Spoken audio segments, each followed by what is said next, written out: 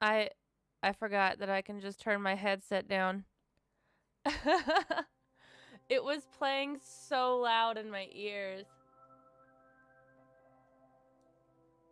Anyway. You're a dork. Yeah, and this headset has a built-in like thingamajig, but I gotta turn this down. It's really loud. Let me see. How are you doing? How are you doing? Let me fix the music. How are you doing? I'm good. I'm tired. How are you doing? I'm doing tired. I'm sick. I'm actually really sick. I had a cold and I'm still recovering from it. So Well, I'm sorry that you did not feel good. I blame it on you. Yes. You weren't here to take care of me. Yes. I had to take care of myself, which never works out. It never works out.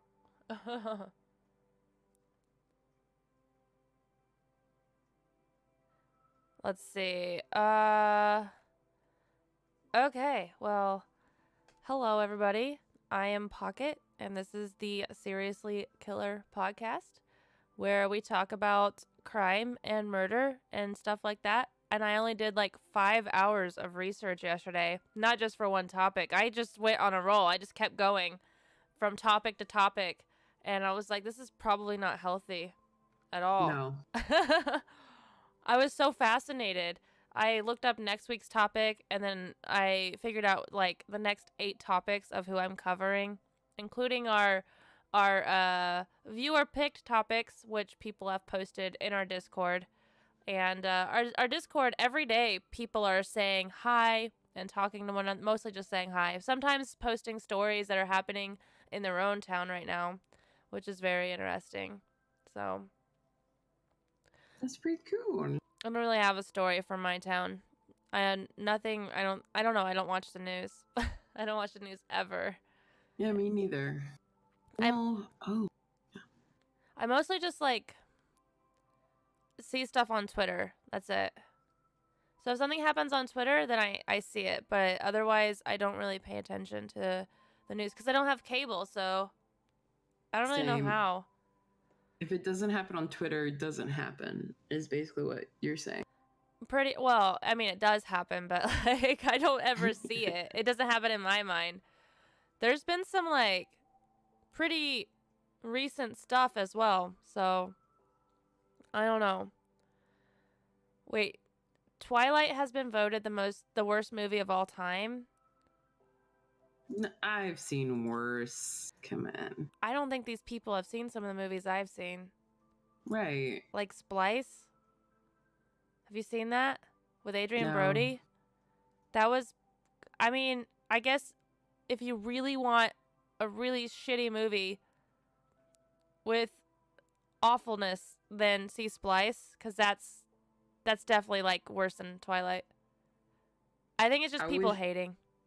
Yeah, people are haters because like last night I remember when I was younger I was just like, oh, The Last Airbender is not that bad, like, because I like the series. I tried to watch it last night and it's awful. Like, I totally understand why people hate it. Yeah, that's way worse than Twilight.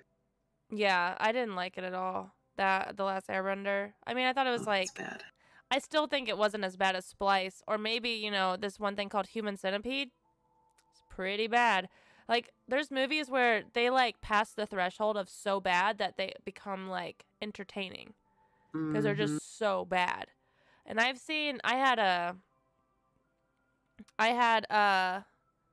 oh yeah, I forgot to change the topic text. I'll do that now. I had a friend that was really into B-rated movies.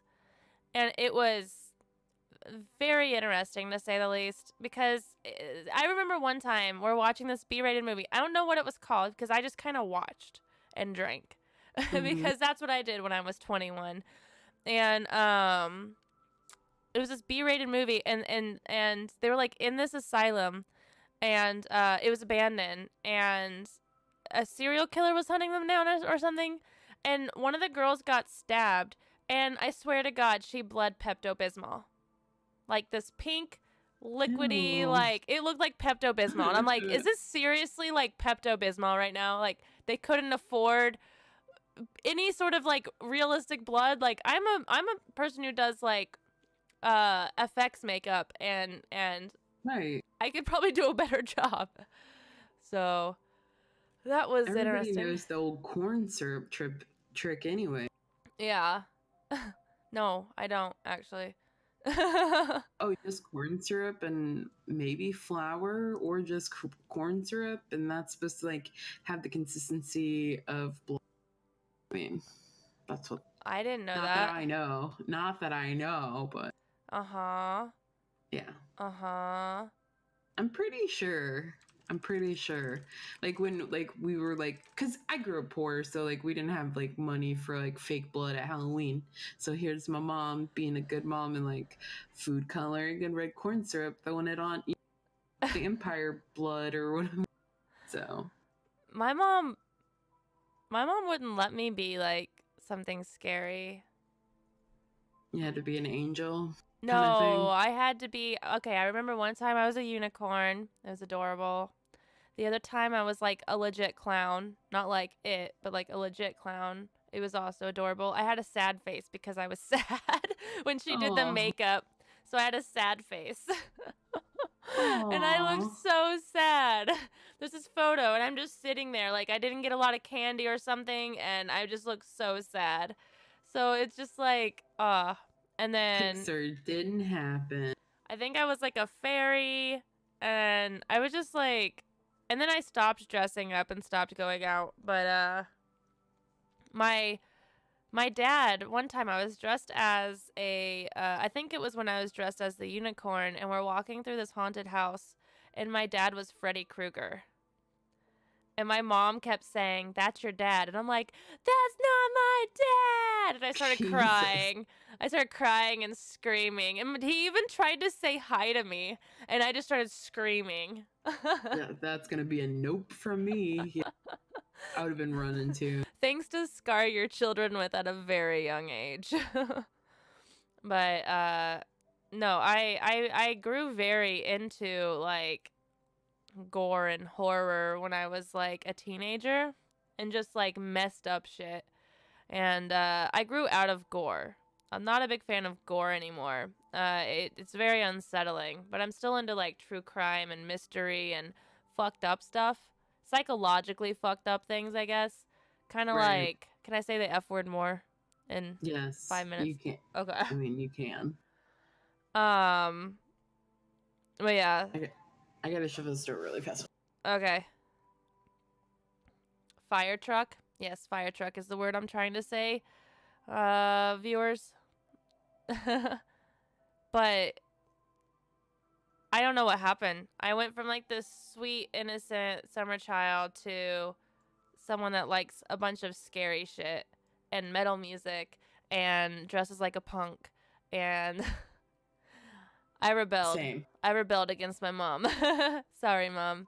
I didn't rebel. I just liked what I liked. Yeah. Like, I was like the only teenager I know that didn't rebel. I just wore what I wanted to.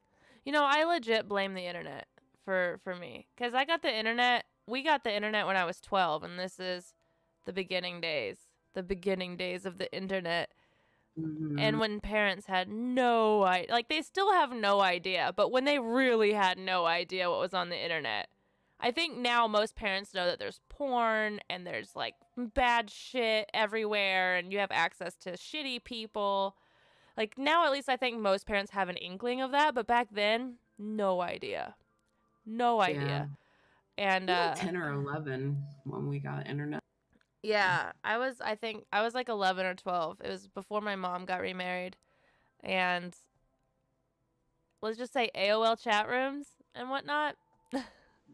The best, by the way. a lot of stuff said, and then I also played online games at the time. And so there's just a lot of stuff where it's like, you know, this isn't stuff that I would want my 10-year-old or 11-year-old to like ever see or hear ever.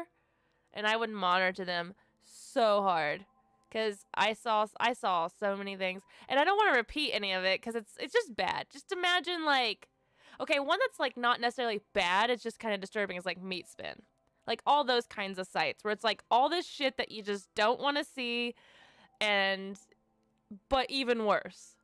Rotten.com. Yeah, pretty much, but even worse. And I saw all this as like a 12-year-old.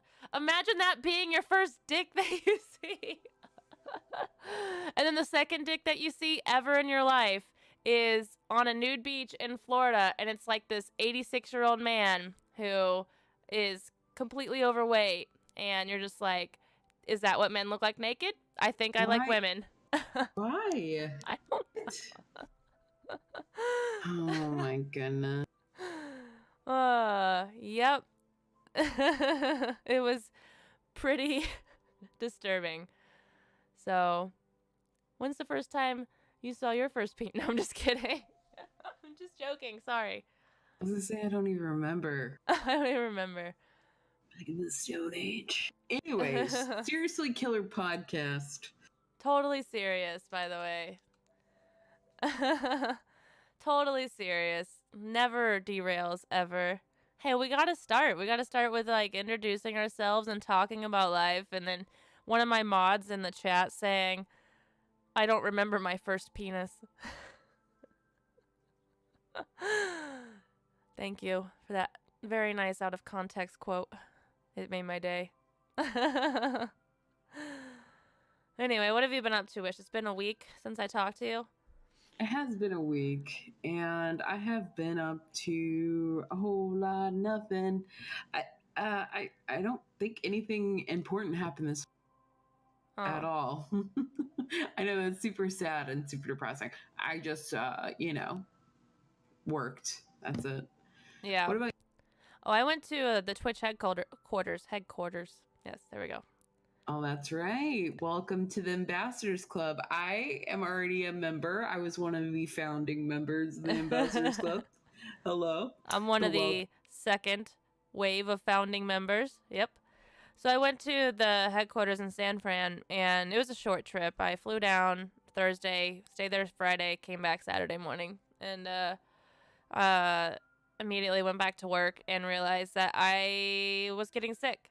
So I still stream through it. I changed my schedule, so now I do a lot more crafting, Tuesday through Friday, and game on the weekends. So I've been having fun crafting. It's been enjoyable. I've been giving a lot of feedback about how they can bring art together a little better, but I feel like it's sort of falling on deaf ears anyway. So yeah, I kind of want to do crafting, but I heard that, it is kind of deaf ears kind of thing. Yeah. It really does. It really does kind of like feel like that when it's like, hey, I have this feedback, and it's like, yeah, well, no, we don't know. And you're like, okay, well, never mind. I don't have the feedback. So I feel like if I'm speaking very candidly, it's just a lot of like misinformation because right now the categories aren't used. So the stats, in my opinion, wouldn't be correct if they throw stats at me from those categories because they're not used by the majority of well-known crafters. The majority of people I've seen that do body painting, makeup, cosplay are not under those categories. They'll just stay under just chatting, right? Yeah, because there's more visibility. And so the stats that they would pull from any of those categories would be completely false. And so I immediately negate their argument when it's like, well, you're not pulling correct stats because, like, K-Pike doesn't stream under there, Jari doesn't stream under there, I don't stream under there, a lot of cookers don't stream under there, or chefs, my bad, cookers, whatever. And just stuff like that. So, I don't know. We'll see. We'll see if they listen. Good old cookers. Good old cookers. But, since we have not much else I'm just recovering. If I need to blow my nose, I'm gonna have to mute and do that quickly. But I think I'm the one that is leading today's topics. Yes, I'm going first. So today we are talking about Straight Out of a Horror Story. Wish has a very good one. I won't spoil it. And I have a very messed up one. But the way I frame my mind around this is it could be legit from, like, a horror story or that a movie was inspired by. Or it could just be something that's so gruesome it sounds like it's from a horror story. Like, if you told someone this, they'd be like, what movie was that? And that's why I picked Mary Vincent. So I heard this one a few weeks ago. I had no idea, and I was actually stunned after I heard what happened to Mary Vincent. And I just couldn't like imagine anything. Like, would I be strong enough to withstand what she did? So, the backstory on Mary Vincent is this happened in September of 1978. The 70s, which we already know had a lot of messed up shit happening. Yeah, Bundy and very all the true. serial killers. Like, there's a lot of bad shit from the 70s. So, Mary Vincent was a 15-year-old runaway. And I just want a disclaimer, this is gruesome. If you cannot handle gruesome details, just be wary. I want to put that out there so that way no one's caught off guard. This is a murder and true crime podcast, by the way. This is one I've been waiting to tell for weeks now. Mary Vincent was a 15-year-old runaway. Her parents were going through a divorce, and life was a little rocky with them, and she needed a break. So she ran away and periodically lived with her uncle. But mostly, you know, like one summer she spent with her boyfriend. She lived in a car with him, but that ended when he was arrested for allegedly raping a teenage girl. So, well, that didn't work out. So she ended up, you know, I guess staying in various places and feeling homesick. She started to hitchhike from California to her family in Nevada, which in the 70s, who was known for kidnapping and murdering hitchhikers? Wish. In the 70s, the Greenway Killer. Yes, but also Bundy, the most notorious one. Sorry, Green Ridge, by the way. Is it Green River? Green River. Yeah. Something green. Green River Killer. There's a lot, but Bundy was a big reason that a lot of people stopped hitchhiking because he was kidnapping girls, specifically who were hitchhiking. But anyway, so she decides to hitchhike home. So on the hitchhike, this man named Lawrence Singleton pulls up in a blue van, and he was described as grandfatherly, with a beer belly and a kind face. There were two other hitchhikers with her that were male, and they were going in the same general direction, so I think that they were trying to, like, all hitch a ride together. And when the man pulled up, they all noticed that he had an empty van. Like, there was nothing in the back whatsoever. But he said he only had room for one person, and that was Mary, the girl. They warned her not to go because it just seemed like it was just a bad ordeal. And but she didn't heed their warning because a lot of people that knew Mary was like, she's very naive. So for someone who went through all that turmoil and was also a runaway, but she was still very naive and I guess, optimistic about humanity. Right, yeah. And he actually made a detour to stop at his home in San Francisco to pick up some laundry, and Mary helped him tote bundles to the van, and while they were there, he grabbed a milk carton filled with liquor, which he began drinking when they got back on the road. And he was notorious for being a person that, when he got drunk, was not a very nice person. He had troubles with his exes. He had been married twice. He had a daughter, and so this was already... Mary didn't know this, but this is just a really bad sign. Granted, if I was in a car with someone and they were drinking and driving, I would view that as a pretty bad sign anyway. But when they got back into the van, she dozed off. Rule number 1, don't hitchhike. Rule number 2, don't go to sleep if you're in the car with a stranger. It doesn't matter if it's Uber or a taxi or you're hitchhiking. Seriously. Do not go to sleep. So when she woke up, she noticed that the signs were different, and she was heading in the opposite direction of where she needed to go. She confronted him about this. Basically, he was on his way to Reno, Nevada, and because he was dropping something off or something, I don't know, going to work, and he was heading in that direction instead of where she needed to go. And she told him, "Hey, you're going the wrong way. You need to turn around. Like, you're being weird."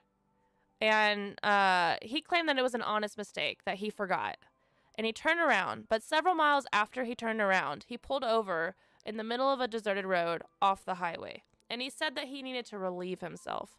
So thinking that he was actually going to relieve himself, she got out, and she had a really bad feeling. And she's like, well, if I need to run away from this guy, he's an old man. He's old man, he's out of shape, I can outrun him. And she noticed that her shoes were untied. So she leaned down to tie her shoe so that way she could outrun him. And that's when he hit her in the back of the head with a sledgehammer and knocked her out. Jeez.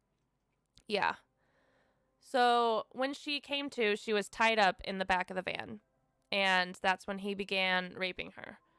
And she says, so I watched her I Survived story, just to give you a little hope, because it's a pretty gruesome story. There's this documentary series called I Survived, and her story is told by her during it. And she's the one that's actually describing all this shit that's happening. It's one thing to, like, see a news article talk about this. It's another thing to, like, see the actual person that it happened to talking about this, which isn't something Right. that we get a lot with gruesome cases. So she says it was about 6 times, and then she fell asleep. But she couldn't get away because she was just completely bound. Like, she tried and it just didn't work. And it was sunset when this began, and it was morning by the time it started to end. And she kept asking him, please set me free. I won't tell. I want to go. Just set me free. So finally, he pulls her out of the car, and she's completely naked and already bleeding, and says to her, if you want to be set free, I'll set you free. So he lays her down on the ground and then goes back to his van and pulls out a hatchet and then walks back and immediately swings at her left arm. And she grabbed onto him, and as she grabbed onto him, she started to fall. And when and then he swung again, and she fell back to the ground. And she couldn't understand if she was grabbing onto him, how was she still falling? And when she hit the ground, it took her a moment to realize that her arm had been completely chopped off. And yeah, and he went and started swinging at her other arm. So her left arm was cut off, and then he went and started swinging at her right arm, and she started to kick at him and scream. So it took him longer to chop it off. And one thing that was, like, really intense is that she noticed that, like, after he was done with her right arm, he was like just flicking his arms like this, and she couldn't figure out, like, what it was that he was doing until she looked, and she noticed that her hand was still grabbing onto his arm, like, from before. Yeah. God. Yeah. So he started to drag her, thinking that she was dead, because she was in absolute shock. She was in shock at this point. She had withstood, like, 15 hours of just brutality, and then this. So he started to drag her, thinking that she was dead, and then he threw her off a 30-foot cliff where her ribs were broken. And then he just drove off and left her there. So, at this point, she described herself as, like, she could just feel the blood leaving her. Like, she could feel it. And she's like, I'm going to die. Like, this is it for me. And she got tired, but somehow she told herself, I can't go to sleep. This is her quote. I can't go to sleep. He's going to do this to somebody else, and I can't let that happen. And so she didn't go to sleep. Instead, she got up and she stuck the stumps of her arms in dirt to pack her wounds with basically, like, mud to slow down the bleeding. And she began to crawl back up the embankment. So in the morning is when he did this, and it was evening by the time she got back up the embankment without any arms. And when she crawled back up, it was dark, and she could hear the faint sound of traffic over the hill. So she knew that the highway was still, like, nearby. So she walked 3 miles, and it took her so long that it started to become daylight again. Like, I'm sure time is passing insanely slow for this situation. So when she gets up there, she's fully nude. She's missing her arms. There's blood all over her and mud all over her. So she literally looks like something that you would see in a scary movie, just walking down the street. And that's why this reminded me of a horror story. This is like something that you would legit see in a scary movie. And she's walking with her arms above her head to slow down the bleeding even more. And so the first car that came upon her was a red sports car convertible, and there were 2 guys driving in it. She called out for help, but as soon as they saw her, they just sped off. And she even said, like, I can't blame them. I can't blame them for speeding off because I was terrifying looking and I knew that. She's like, you know, I I felt like I was going to die because people were way too afraid to stop. Right. Uh and it was when another car came upon them. She was walking in the middle of the road, and it was a couple that was on their honeymoon and they had gotten lost. So by chance they had ended up near her, and when they saw her, they immediately stopped their truck, put her in the truck, and she said that they were driving. They sped off so fast that she could hear the tires peeling out, and just the whole way could hear how fast they were going. And the woman was constantly with her, like, "We're gonna get help. You're gonna be okay. Just stay with us." Blah blah blah. So they got to a phone and they called the paramedics, and she was rescued by helicopter. By the time she got to the hospital, she lost over half the blood in her body, and the rest of her blood was at a toxic level, but somehow she managed to survive. Which is just straight up insanity. How? Yeah. The willpower that someone has to have to survive that is absolutely insane. So she ended up getting prosthetic arms shortly after, and by the time she would stand trial against Lawrence Singleton, she had her arms. She had replacement prosthetic arms. So a little bit more about Lawrence Singleton, the man who attacked her. He was born in 1927 in Tampa, Florida. He had an unsteady and dysfunctional family, which I think a lot of people who end up this way have dysfunctional families. Right. Yeah. He married twice, divorced twice, and had a daughter. And he didn't get along with his daughter because his daughter didn't heed to his discipline, I guess. His discipline methods. But 10 days after the attack, he was found and arrested. And the next time Mary saw him would be in court. He actually accused Mary of lying, saying that she was loose and slept around, smoked weed, and it was the hitchhikers that you originally saw her with that did this to her, not him. But once they heard Mary's testimony, like, she couldn't even look at him. She was absolutely distraught and terrified. And he was convicted of rape and attempted murder. This is in the state of California. He was sentenced to 14 years imprisonment. 14. That was the maximum for rape and attempted murder. 14 That was years? the maximum. That was the maximum at that time. That was the maximum term allowed. And the judge remarked, if I had the power, I would send him to prison for the rest of his natural life. As they were leaving the courtroom, Lawrence said, if it's the last thing I'll do, I'll finish the job. Said that to her as they were leaving.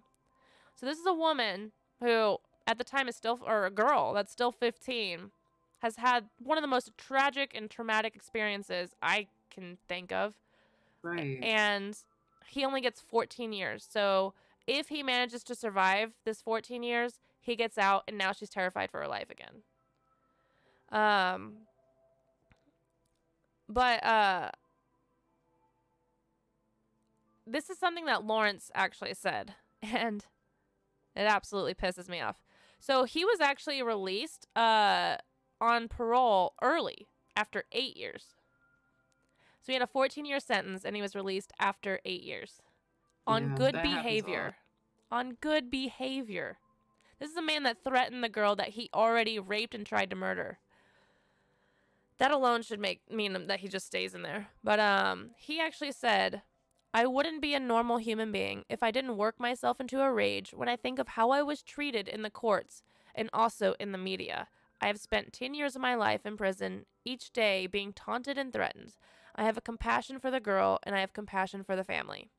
So he thinks that he's the victim of this. He even filed a complaint against Mary Vincent, which apparently this isn't uncommon for criminals to do. It is like the ultimate form of denial, and they always like victim blame. Like, it's their fault I did this, or it's their fault that they're in the situation. I have nothing to do with it.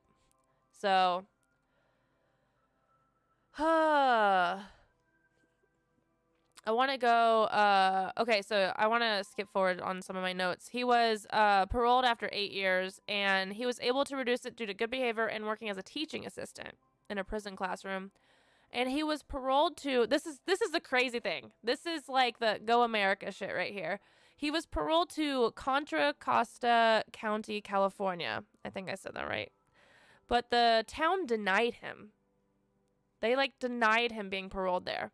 As authorities attempted to settle him in one Bay Area town after another, angry crowds and Tampa's chapter of Guardian Angels, which were vigilantes at the time, led Mm-hmm. protests, screamed, and picketed, and eventually prevailed.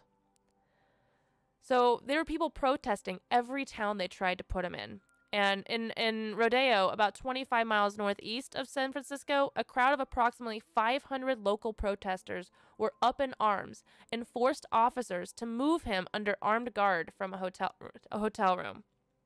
And then authorities tried housing him across the street from Concord City Hall, but that was met with protests and failed as well. So then he was moved from one apartment in Contra Costa County in a bulletproof vest after 400 residents surrounded the building. Can you imagine Dang. being the cops that have to like protect him? Have to protect him. Yeah, it's kind of like the cops that like at the Nazi things where they have to protect the Nazis though they don't want to. Yeah. It's like one of those like, wow, this guy's a total piece of shit, but it is literally our job to protect him. Right. Governor George, I have no idea to say this, Deukmejian, ordered that Singleton be placed in a trailer on the grounds of San Quentin prison for the duration of his 1-year parole. So due to this outrage, due to this outrage alone, like they literally could not put him anywhere. Legislature was passed that prevents the early release of offenders who have committed a crime in which torture is used. So in 1987, Singleton's parole led to the passage of California's Singleton Bill, which carries a 25 years to life sentence. So basically, like the leniency of the legal system, 14 years and out on parole for a brutal rape and murder, almost murder, attempted murder, shocked and outraged people across the United States. So yeah, he gets out though after his parole. He moves to Florida, where he's actually from. And in 1990, he is twice convicted of theft. So he served a 60-day sentence for stealing a disposable camera and a 2-year sentence for stealing a hat. They were like $9 and like $1. But he still served that much because he had a history. And probably because people hated him. So guess what happens? You'll never guess what happens next. No, I can't even imagine, except someone on a wild guess. It's just wild. Someone like No. It's okay. No, but that is a still pretty good guess. In 1997, a neighbor called the police to report Singleton assaulting a woman in his home. When the police responded, they found the body of Roxanne Hayes. She had been stabbed multiple times in the upper body. She was a sex worker and a mother of 3. So he probably, it's the assumption that he hired her and then started killing, like raping and killing her. And so Mary Vincent actually traveled from California to Tampa to appear at Singleton's sentencing for that murder. And during her testimony, she described his attack and the toll the whole ordeal had taken on her. And that same year, Lawrence was sentenced to death in Florida for the murder of the young woman. So Florida, unlike California, was like, no, like you are a terrible human being and you're not ever getting out. But in 2001, he died of cancer before he could be executed. So, that is insane. Yeah. And Mary Vincent, the thing about her is watching her tell this story, it was absolutely atrocious. Like, it was hard to sit through because it's very emotional, even years later on her. She managed to actually move on, and she has 2 sons and lives a relatively normal life, as normal as you can have with, missing arms and going through a horrible experience that no one will ever understand.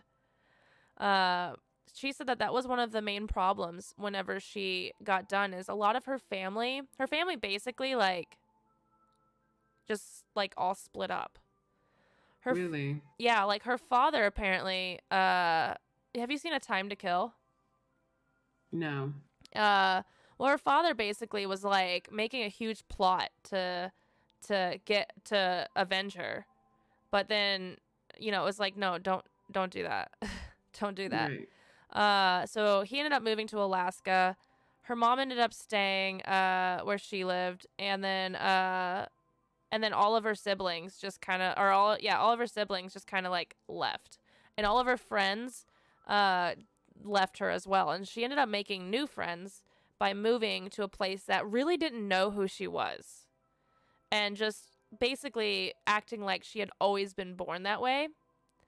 And she had a really hard time connecting with men after that. I'm sure that comes as no surprise to anyone.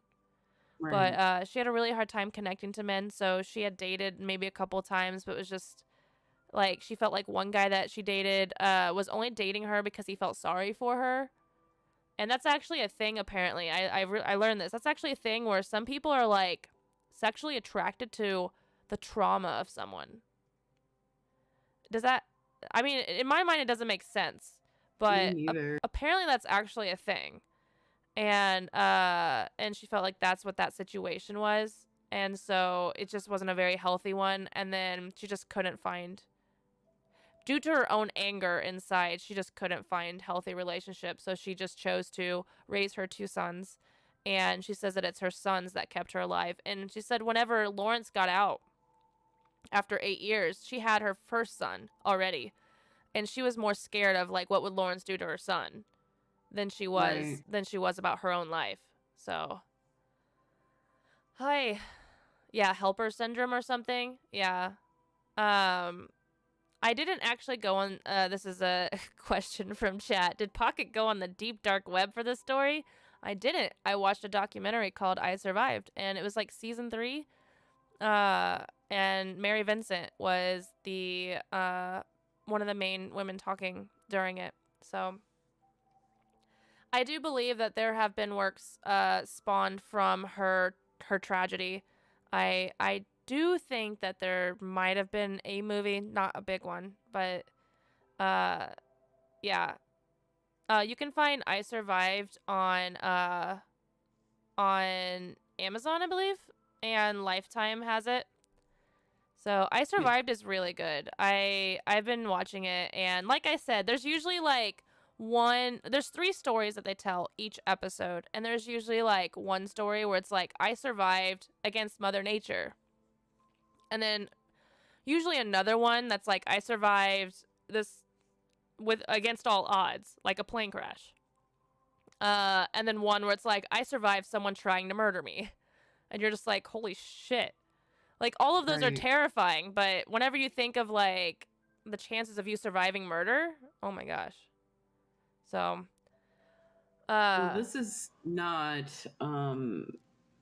like there's so many like really good uh documentaries on like Amazon or Hulu and Netflix and stuff like that for like survival stories. yeah. So this actually kind of reminds me of another documentary that I watched. Like I literally just watched it last night, and it's called Allison. Have you ever seen Allison? No, I haven't. Oh my goodness! Like I know, like I won't get into it unless I need to watch like it now. I have. Yeah, I don't. Oh man, I don't want to spoil it, but like briefly, What is it on again? it's on this. Allison's on Amazon. Okay. Amazon Prime. And basically Allison Baudet, and I'm sorry if I'm saying her name wrong, but she was like kidnapped, stabbed like 38 times. Like her throat was slit, and like her head was literally, she was Oh, I almost don't want decapitated. spoilers. I don't want spoilers. It's crazy. I Just don't want watch it. spoilers. I want to watch it. And then we can talk about it next week. It's insane. Yeah, watch it. Okay. Allison. Okay. Free. I did want to go through some sources as well. Like I used the Sure. I Survived documentary, which was Mary Vincent's voice. I used Wikipedia, about Mary Vincent and Lauren Singleton. And then there was a People magazine article that was about it. But most of the things that I read on this were basically just reiterations of all three of those things. So I just wanted to throw that out there. I want to start like listing my sources so that way people know where I got them from. So if they want to check it out, there are a lot of articles, but they're literally just saying the same thing that you can find on Wiki or the documentary or the People magazine article. So the People magazine article was around the time that Lawrence was released the first time. Mm-hmm. So that's why I found that interesting, because it was talking without knowing that in the future he murders again. It makes you wonder how many people that he potentially have had murdered like that. Because they don't have any history on him for that, but the chances of someone going from no murders to cutting a woman's arms off after raping her for several hours is just not very likely. That doesn't seem like a first go around, you know what I mean? Yeah, that doesn't seem like a very likely thing that would happen. But imagine if she hadn't survived. I mean, if she hadn't survived, then no one, he probably wouldn't have been caught. She had no prints. Like, he probably wouldn't have been caught. So, yeah, that's mine. It was gruesome and it affected me. And I'm happy that there was a decent outcome. The woman survived and she was able to live, a life with children and, be an example of like overcoming the worst of odds. Seriously, the worst odds. Yeah. That's awesome. And good on you, not homecoming. Good on you, honeymoon couple, for stopping and helping her. Good on you. Man, I can't imagine being on my honeymoon and then that's how it starts. Right. Oh, man. Like, well, you'll never guess what happened on my honeymoon. So. Like, worst story ever. Like, that would be, like, super foreboding for a marriage. It'd be like... No, I think that's great. That shows a lot about people who are like, you know what? Honeymoon on hold. We are going to go to get this woman to a hospital. So that's true, too. They're heroes. Because they are heroes. The first people that spotted them didn't even stop. So I don't know. Would you stop if you saw that? I mean, I would be terrified. I would say that I would stop, but once again, don't know in that situation. I would want to say that I would stop. I would say that, like, I would stop and get the person in the car, but then I would get the fuck out of there because I'd be like, is the person after you still? I think I wouldn't be scared of a person who obviously has been tortured. I would be scared of, is the guy or the person that did this still there? That's what's the scary part. It would depend on like who I'm with. Like if I was like by myself or with my husband, I'd be okay. But like if like my niece was with me, there would be no fucking way I'd be stopping. Yeah, I guess that would be the thing is who's with you? Are you there? Yeah. And do you have children with you? I would definitely call the police no matter what. But I would say no matter what, I would probably try to stop. Even if I did have children in the car, I would just be like, look at your iPhones, kids. Look at your iPhones. Don't look up, ever. So. For me, it's not about the gore. It's like the worry about like if the person's still out there to protect like, my family. Yeah. It's me, whatever. You know what I mean? So. Yeah, well. No, you got to get your kids out of that situation, someone in chat said. I feel like it would be the I have this thing where if I see someone or like even an animal in pain, I feel immensely like, I don't know what it is, sorrow or guilt. Even if I had nothing to do with it, I just feel this immense, overwhelming guilt. And I feel like I would never be able to live with myself if I saw someone that was very desperately in need of help. And in a very visual way, having their arms chopped off and blood everywhere is pretty visual. And I was just like, nah, I would never live with myself. I would never be able to. I would definitely have to pull over and call the cops, get them in the car, and leave. But back then, they didn't have cell phones, so I'd have to get Right. to a phone. So I just wouldn't be able to live with myself. I would just, nope. I would have to try. I'd have to try my best to get help. That's me, though. I'm a fucking softie. What can I say? No, and the thing is like I don't think that it's not being a softie by not stopping. Like I would definitely call the police. You know what I mean? Like Yeah.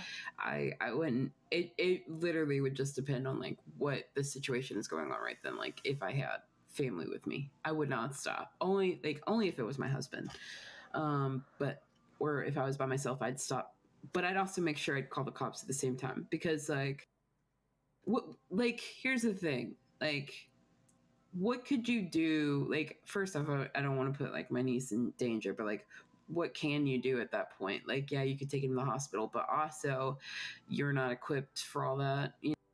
Like Well, maybe the police and everybody else is too, you know what I mean? So even just making a phone call about that well, the is thing still is, like noble as fuck.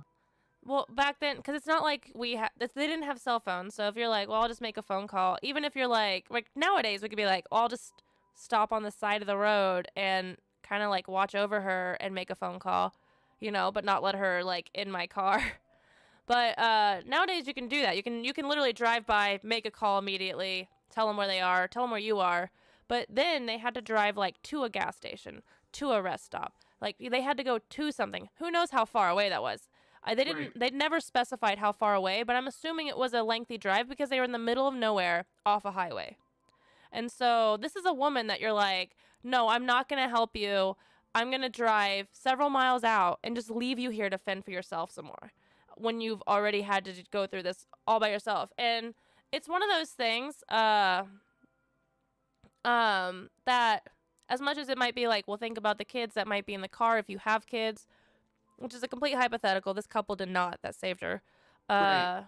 But if you did, it's like, well, is woman's wife, or one woman's life, or one person's life worth sacrificing so that way your kids don't see trauma? When that's a very real thing that happens in the world, and you can never protect your kids fully from seeing something traumatic ever. Like I just mentioned, on the internet when I was young, I saw things that I probably should never see because they did have an impact on me. R- Right. I just But I don't. don't think it's just the trauma though.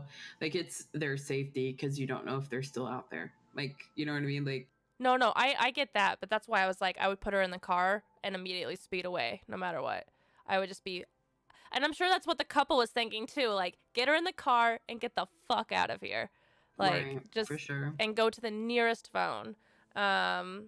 Which is what I would be thinking the whole time too. I'd just be like, let's get to the nearest phone and call the cops. And after they came, they could be on their way.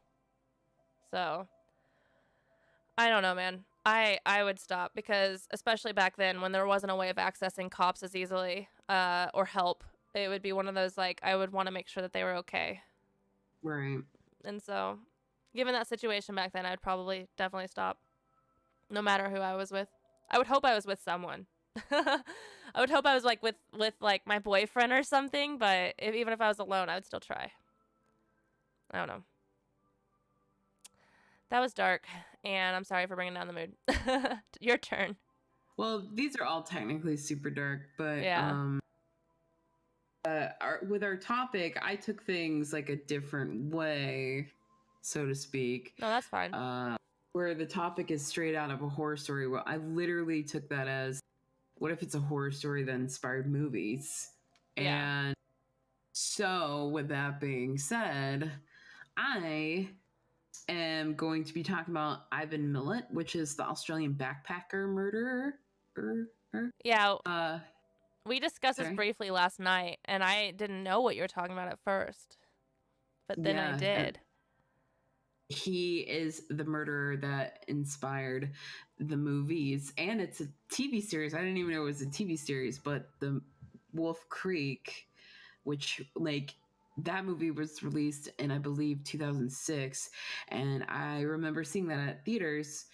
thinking it was a completely different movie. I actually thought it was about aliens. I didn't realize it was about the story of Ivan Milat and I saw the it as well, backpackers. and I remember watching that movie, and I watched it from the beginning, and I had no idea what it was about because it was just on TV. I think it was like channel surfing, and I stopped at the beginning of that one. And they got to the part where, I won't say too much, but where like they go out and they visit this thing and their car breaks down and the guy shows up. And I'm like, what is this? Like, what is this? And then it just, I was like, this is not at all what I thought it was. I thought it was just It, some like travel movie. and it gets worse and worse and worse as Yeah. we were talking about how gory the movie was, and I rewatched it last night in preparation for the story today, and Oh, yeah, geez. it's still awful and turns my stomach every time. But unfortunately, like people really did experience that, but that just wasn't in a movie. Like, this is real life. So what we're going to be talking about Ivan Milat and how crazy this story is to inspire a movie and inspire other crimes, actually. We'll talk about that. Well, on a fine September day in 1992, two runners were working their way through the New South Wales Balango State Forest and made a horrific discovery, and they found a body. And this is going to be the first body that they find in like a series of killings now known as like the backpack murderers. And it was committed by just one person named Ivan. So when the runners like went to the police, they found a second corpse after that. Like when the police came to the scene, they found a second corpse only 100 feet away from the first one. So at that point, it was assumed that one of the two pairs of tourists that were missing were linked to all this. So there was two sets of tourists that were missing. One set with Caroline Clark and Joanne Walters, and another with Gabor Nienbauer and Anja Habshid. And both pairs had disappeared from King's Cross in Sydney. So they were, far away from where they had supposedly disappeared from. So once the police began to investigate, they realized that it was actually Caroline Clark and Joanne Walters that were first found. Clark had been shot 10 times in the head, like super excessive. Yeah. And like as they discovered, it was just like, was the body used for target practice? Which is so disturbing. And Walters had been stabbed 14 times before her death. And so the police were hopeful that because they found this pair, that they'd find the other pair or find other missing persons. So they spent the next 5 days like searching the wilderness, but they didn't find anybody. So with like no new information to go on, the case went cold. They couldn't figure out who did this, why, anything. And it wouldn't be until a year later when they found another set of human bones and 2 more bodies were found. And this time it was of tourists Deborah Everson and James Gibson, and they'd been missing for 4 years. So they found like the remains of the tourists in a remote area of the park. Gibson, they had found out, had been stabbed 8 times, and Everson had been severely beaten before being stabbed in the back and having her spine severed. So Isn't that one of the things in the movie? Yeah, it's one of the things in the movie. To the movie Carolyn Part, the Ivan Milat of the movie, his name is Mick, and he calls it head on a stick, which is so when you sever the spine like that. It's crazy. Yeah. Like this really happened. Yeah. So Yeah, so they once the police found all these things, they're like, okay, well, obviously this is like this has to be linked to the other crimes, and definitely they were murdered.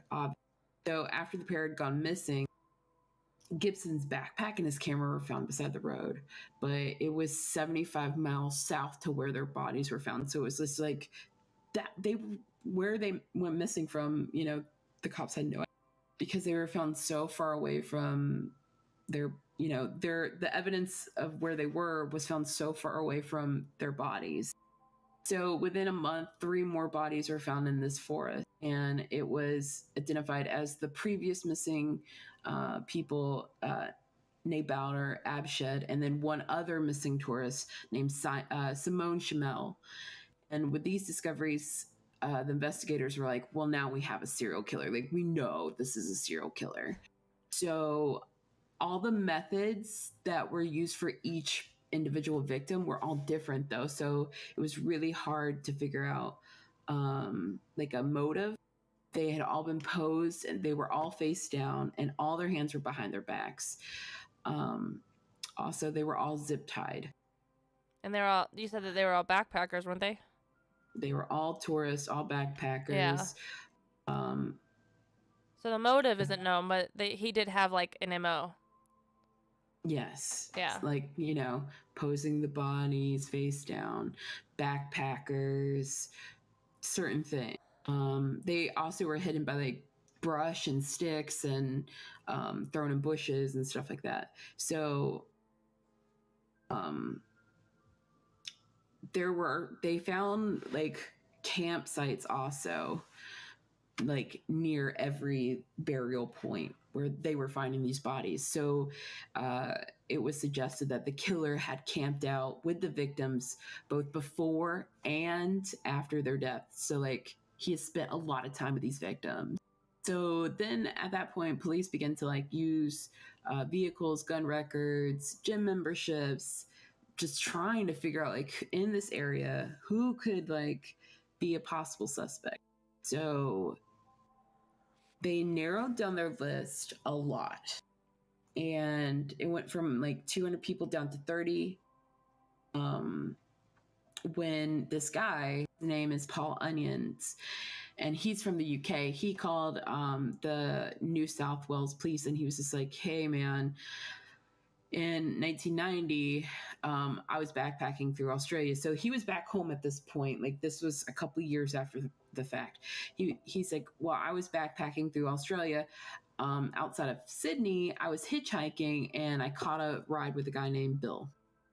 And when we got like an hour and a half outside of Sydney, Bill pulled ropes out of the car and started pointing a gun at Onions.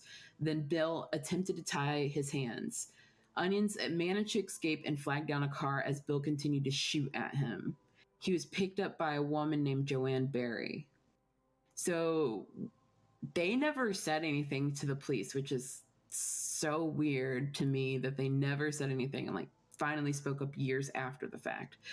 Barry you think that's something that you would like immediately go to the cops and say, hey, this guy like tried to fucking bind me and kill me. Right. Like that is so like, it's crazy. And they didn't like, he didn't say anything until he saw this stuff on TV. Like people putting out leads and like, finding all these bodies in Australia. Like it was like world news. So Onion, like the police contacted the lady that gave him a ride, Joanne Barry, and Barry was just like, yeah, that actually happened. So there was 2 people that just never said anything. Yeah. You probably could have stopped like and prevented a lot more deaths, but at this point the suspect pool narrowed down because Onion obviously remembered who his attacker was and remembered he had a memorable mustache. And so they narrowed it down to Ivan Milat. Milat and his brothers, they all worked as road gangs outside of Sydney and Melbourne, which became like the killer's like main like killing ground. Like outside of Sydney, this is where they all were like taken from, kind of. Yeah. He had sold a car soon after discovery of the first bodies, and friends and acquaintances reported an obsession with weapons and death. Hoping to peg their killer, police flew onions to Australia to identify his attacker. Once they received confirmation that Milat had attempted to kidnap Onions, police were able to arrest Ivan Milat and search his home. Now, this is where it gets crazy to me. This is where it And gets then, crazy. I mean, everything was like super crazy, but like it just gets like more intense, I feel like. So when they were like searching Milat's home, they found 2 rifles that they could like identify that's what shot Clark in the head. They also found they found more guns that they could trace back to the different murders. And they also found a lot of like memorabilia that belonged to the victims. Like they found a water bottle that had Simi in the cap for Simone. Yeah. That was her pet name. And they found that. They found various tents. There's a picture that Ivan Milat's brother took that has a picture of him carrying a sleeping bag in the picture. Yeah. And it actually belonged to one of the victims. Like the police, they used that as evidence. Like, why does he have this sleeping bag that obviously belonged to one of the victims? Yeah. So Milat was charged with robbery and unlawful possession of weapons because he didn't have license for those, and 7 counts of murder. He was found guilty on all 8 counts, and he received a life sentence for each murder, an additional 18 years for the crimes against Onions. What is also crazy, it's believed that Milat was responsible for more murders, but he can't be they can't find the bodies for anybody, and they can't put it on him. Yeah. His crimes also spurred copycat killings. In fact, his own nephew tried to copycat his uncle, which is nuts. Matthew killed David Acherloni in the very woods that his great uncle hid his victims. And the killing was filmed by Matt's friend, Cohen Klein. Someone filmed this murder that Ivan Milat's nephew did in honor of his uncle. And it's reported that in prison, Ivan's like super proud of his nephew. Like, yeah, man, you did it. Like, what kind of family is this? One that I definitely don't want to be in. Jeez. Yeah, it's crazy. So Milat remains in prison, obviously, to this day. He tried to escape from jail in 1997. He's also pleaded various times to be let out. He cut off his own finger to be, to send it to the courts, like as basically a fuck. He also started a hunger strike in 2011 to try to get a PlayStation, which they didn't give him a PlayStation, but yeah, he was the inspiration for the disturbing Australian slasher film known as Wolf Creek. So it's super intense. And also other prisoners in the jail also talk about like he is so smart and he has such high charisma, and he never shuts up about how proud he is that he killed all these people, and like he believes that he wasn't evil at all. He feels like he cleansed the world of like these backpackers, like, and try to convince other like inmates that they were bad people, and he was helping everybody out. It doesn't seem like there's a lot of background on him either. Like a lot of like I yesterday after you told me, I looked him up a little bit, and it just doesn't seem like there's a lot of background on him beyond like obviously him being a murderer, but like his childhood, and all I've found was like he was the 5th born of 14 children, which is a zoo at that point. And it makes me wonder, like, was he neglected or like what happened there?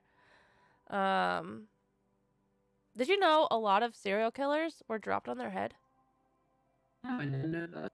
Yeah, it's actually like a lot of serial killers were dropped on their head. I don't I don't know why that's a thing, but it is. Like when they were young, when they were very, very, very young, they were dropped on their head. So it makes me wonder if he was dropped on his head.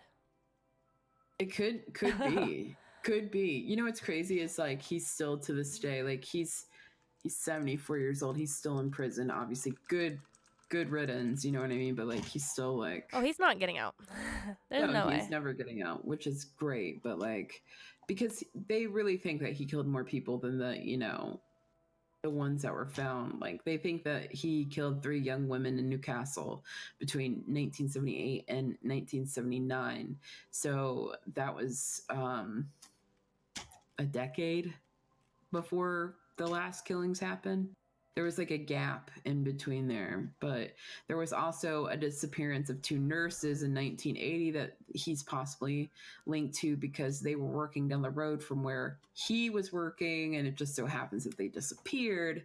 So like they also think that he killed a schoolgirl and her boyfriend in 1978.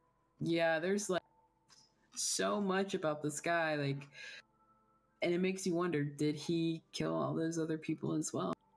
Like, Yeah, well, I wouldn't doubt it. I mean, usually they say that most serial killers, like from back then especially, like they killed more than they can actually pin on them because the legal system is all about being able to pin, without a doubt, a murder on them. Because even Bundy, like everyone knows he killed more, but you can only pin a certain amount on him. right. I keep mentioning Bundy because I watched that documentary series lately, so I'm very fascinated with him, overall. But yeah, I'm reading this thing that says like several serial killers were dropped on their head as toddlers.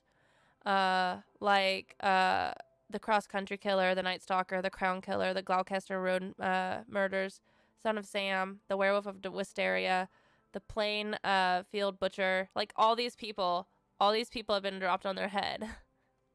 So like, Well, it makes me wonder, like, did he get dropped on his head? Because he's like, out of 14 children, he's like the psycho insane one, and yeah, and it's like, you know how like concussions can actually affect someone, especially if you get multiple over and over and over again throughout the course of your life, like football players and whatnot and wrestlers.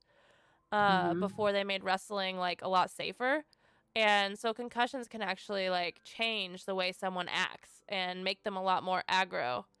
And if they're on steroids as well, then it makes them even more aggro. But when you're young, being dropped on your head can have a very traumatic effect to your brain.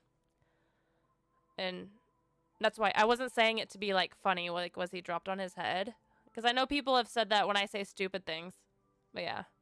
Or do No, I something stupid. mean, it seems like there's definitely a link between, it could be a traumatic brain injury that people just don't put 2 and 2 together. You know what I mean? I know that like, what was the clown one? Sorry, my brain is not working properly. Gacy, Oh yeah. John Wayne Gacy. I know he was very sick. He might have been dropped on his head as a baby, but like I know he was super sick as a child. He was. He's on that list. He was dropped on his head. Dang. He was the killer clown. Yeah. At age 11, he was struck in the head actually. Maybe by his father, because I think his father was like very mean to him, and yeah, and then because his mother babied him because he was so sick, but his father was really mean, like, oh man, you got to grow up and you got to like get strong and shit like that. Yeah, some of these people weren't babies. Like some of them, like Gacy was 11, and then Fred West was age 17, and he fractured his skull in an accident. And then 2 years later is when he started like acting up, and then fell again. And then started murdering. Yeah, no, actually, this makes sense. Yeah. By the way, I did want to give my sources for the Ivan Milat. Obviously, Wikipedia. I also used the Supreme Court of New South Wales court documents and Daily Mail articles as well, and the biography channel documentary as well. So Chris Benoit, someone in the chat said, Chris Benoit had the brain of an 83-year-old. That's actually exactly who I was referencing when I said some people have had so many concussions due to wrestling and then also mixed with steroids that they end up doing atrocious things because their brain just isn't the same. Yeah, he was someone that had several concussions and he ended up murdering his family. And he had like the brain of an 83-year-old, even though he was a lot younger than that.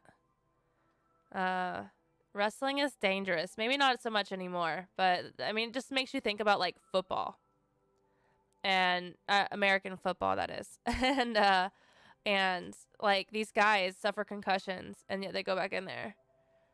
Anyway, that's the whole. I just went off on a complete tangent about being dropped on your head. Don't do it. Don't do it. Yeah, don't drop your kids. Please don't. Don't do it. Don't fall and hit your head. It's dangerous, guys. I got hit in the head with a bat once. Didn't you really? Yeah. I got hit. It was in the front of my head. This asshole kid, we were both kids. He was a couple years younger than me. Full up swung a bat at my head and hit me.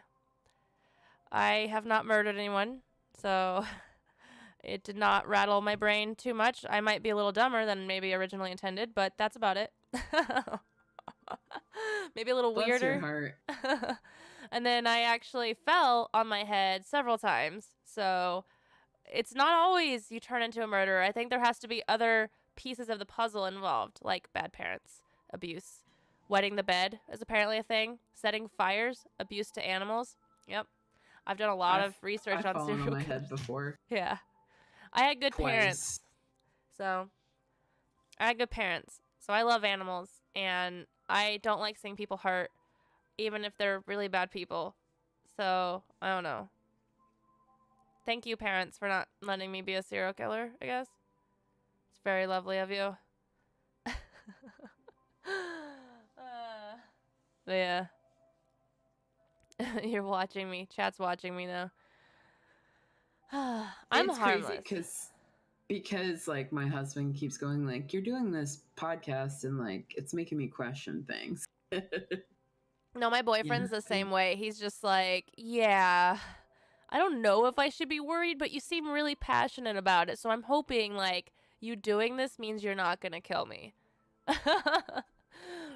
And he's like, I hope you're not like doing research. Yeah.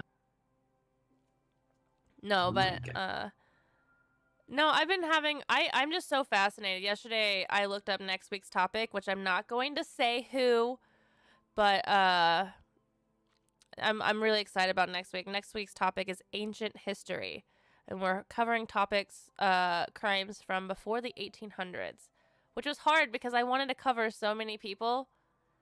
You did, yes. But they were like during the 1800s. And the person I'm covering next week is someone I actually wanted to cover for a different topic because they fit it really nicely. But crimes before the 1800s, and I did a lot of research and I already knew a lot about this topic. But don't spoil it. I know. I'm not, but I'm just saying I found out something. I'm just getting them excited. I found out something about this topic that recent studies have started disputing the original story of it. And I'm like, no way. That's it. That's it. See, that got me curious, but I'm gonna wait. You know what it is too. I know what it is, but that's why I'm saying like I could look it up, but I'm not going to. I'm gonna wait for you. No, you can't get a hint if the person is male or female. But I'm really excited for next week. I'm so excited. I didn't know if I was gonna do today. I didn't know if we were gonna do it today because I was not feeling good last night. But then I got so into researching, and I was like, "Yep, I'm doing tomorrow." Mm-hmm. But yeah, that's all I have to say. That's all I have to say. I think this episode was a little shorter, but that's okay. Sometimes they're gonna be shorter than others. Yeah, no, sometimes they're gonna be shorter than the other, but I feel like both cases really interesting takes on how we felt about the topic, which is straight out of a horror story. One, is so gruesome you can only imagine it in a horror story, and one inspired horror story. So I felt like it was a good topic day. I feel like Mary Vincent will inspire a horror story eventually. I feel like the her thing will inspire something eventually. I don't know if it hasn't already. I mean, I didn't even look because I don't. I was like, there's no way I'm gonna watch a movie that's about this girl getting like absolutely mutilated. No way. So I just decided not to. But there are a lot of documentaries on her survival. I think that honestly she's still alive, so they probably wouldn't like. She probably wouldn't if they wanted to do a direct correlation to her. She'd probably be like, no, absolutely not. So, but the horror story that West or not was it what was it again? Wolf Creek. That yours was inspired by. That one, it seemed like it took from all the murders and put it in the three characters of that one. You know how it Yeah. displayed the different methods and in just the three characters. Yeah, because there was a bunch of, yeah. Yeah, because you were mentioning the different like couples that were found, and I remember that happening to each character. The one that got away, the ones that like were tormented and shot at, and Yeah, and used as like practice. yeah, crazy. Oh, it's so crazy. That was a really messed up movie. I don't suggest watching it. It's very gory unless you like are someone that likes gore, I guess. Because it's very gory and very graphic and very disturbing. And if you are sensitive to that material, do not watch it. I still like have it burned in my brain, and it's something that I can handle it when I know it's fake. Like I know it's fake, like it's just not realistic at all. But I don't handle it so well when it seems so very real, and then later finding out, oh, that is real. that Right. basically was real, in so many ways. So, I don't know. Like I can handle like Cube. I don't know if you've ever seen Cube. No. It's like Saw, but not. Cube, it came out I think before, and it's very gory, but they're like stuck in a cube and they have to get out, and it's like this way, like so many ways to die. It's very gory, but it's so not realistic that it's not disturbing to me. But then I go and I watch something where it's like about torturing people. Even Hostel, that was a terrible movie, but that was so gory that I couldn't. I just couldn't. That was a terrible movie. Yeah. You remember I forgot that? about that movie. Yeah. It was like 30 minutes of porn, not even good porn, and then like an hour and a half of just straight like mutilation and torture and gore. It was awful. I don't know what they were trying to do there. Give you a boner just to make you flaccid immediately, pretty much. Yeah. Oh, Literally. it was awful. It was so bad. Anyway. Oh, movies. We have a movie topic coming up eventually too. I'm excited. I'm excited as well because there's just so many. Don't forget, y'all, we do have a Discord. I know quite a few of you watching this right now are already in the Discord for the Seriously Killer podcast, and we will have to link to the Discord on this, if we can, link to it on Spotify and on YouTube. But a lot of people have been discussing there, and if you want to get your discussion on, you know, I don't know how to word this. What is a horrific story that you have to tell? It could be just something that caught your eye. It could be something that, you know, maybe was close to you, or something that did inspire an actual scary movie. So you can leave that. We do have a section where you can discuss topics like that. And it's fun times. We just like to discuss true crime there, and everyone is welcome. We're all friendly, and everyone's been super friendly in the Discord. And if you head on over there, you guys, eventually we're going to be doing viewer topics, so you can submit your viewer topics and eventually we'll cover them. Maybe. Well, I mean, we can't cover we'll all. try. Yes, we'll try. I'm gonna go ahead and say this. There's some viewer topics that I'm not even covering as a viewer topic. Like, I already wanted to cover them, and I'm just like, all right, we're getting viewer topics as well. But yeah, viewer topic next week is number 4. We're already on the 3rd podcast, but next week is number 4, and then 5. Every 5 is gonna be a viewer picked topic that we're gonna say, okay, we're gonna do. I want to do this one, and then Wish is gonna pick one, and then I want to do hers. Yes. So she has to change. Wait, Yeah. we're gonna pick each other's for whoever? No, I'm just kidding. No. I was just come trying to at say me, whatever bro. you want to do is what I want to do. No, it's whatever you want to do. I want to do. I've already picked mine for number 5. I already started watching a documentary on it because I have number 4 done because I deep dove the internet. I found an amazing website. I don't know if it's actually amazing. I don't know if it's actually amazing, but it's called Morbidology. And it's morbid curiosities and oddities. And it's this website that has a whole bunch of like true crime on it. And a lot of it's murder, but and missing people and whatnot. And so it's a website that has all of these things. And I'm just like, oh my God, this is like an encyclopedia to topics right now. It's so good. And I just kept scrolling through it and reading. And then I'm like, and I want to cover this and this and this. So I didn't even know morbidology was a thing. I was like afraid to be on the website. I was like, are the FBI going to come after me for being on a website called Morbidology? Probably not. Now I'm going to have to like, hold on, let me put it in my favorite. Now I'm going to have to put it in my favorites. So I read several cases already, and I'm really excited.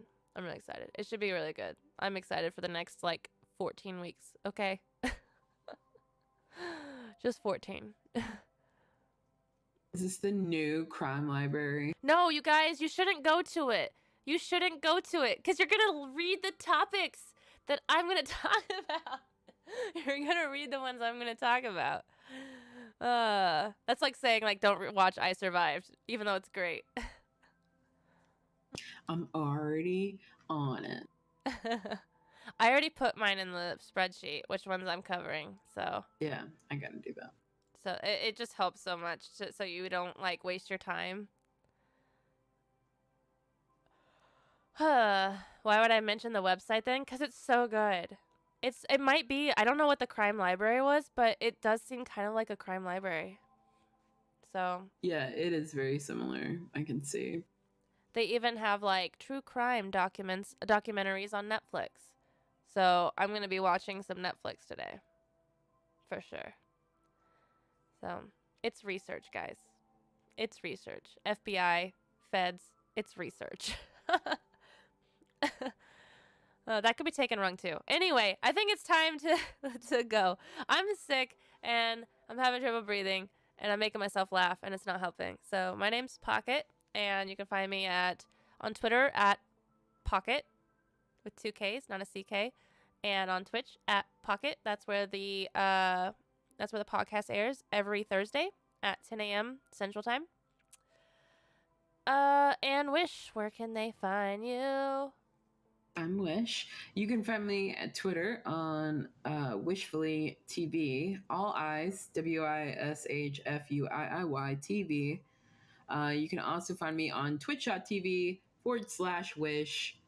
Thank you guys for watching today or listening if you're listening. Tomorrow. Thank you so much, by the way. I wanna, no joke, because your name on Twitter is Wishfully, but I always said Wishfooey. So did everybody. That's why I changed my name to Wish, right? Wishfooey. Anyway. Okay, fine. I'm out of here. We're out of here. No, just I'm out of here. Bye. Yeah. Bye. Goodbye. Oh, crap. I forgot to turn off. Hold on. I messed up.